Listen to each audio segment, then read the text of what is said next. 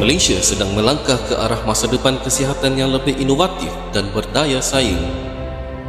MDA adalah agensi kawal selia peranti perubatan, bertanggungjawab memastikan keselamatan dan keberkesanan peranti perubatan di bawah Akta Peranti Perubatan 2012 iaitu Akta 737.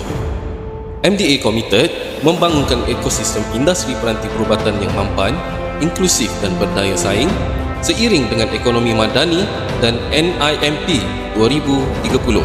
Fungsi MDA menurut Seksyen 12(1)C Akta 738 iaitu untuk menggalakkan dan mempromosi pembangunan peranti perubatan serta industri berkaitan termasuk bidang penyelidikan dan latihan.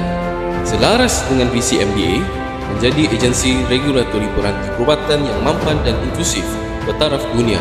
Bagi merealisasikan hasrat ini, MDA memperkenalkan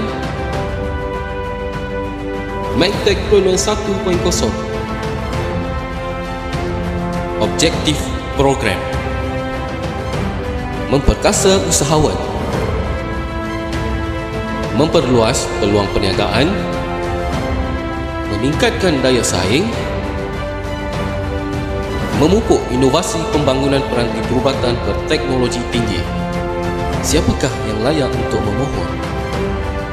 Warga negara Malaysia, pemilik atau pengasas syarikat berdaftar dengan Suruhanjaya Syarikat Malaysia SSM, syarikat peranti perubatan dalam kategori perusahaan mikro, kecil dan sederhana, kerjasama strategik sedang diperkukuhkan.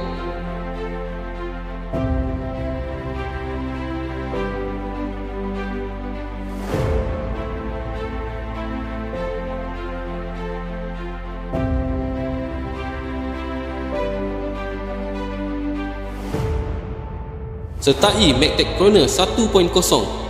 Permohonan kini dibuka.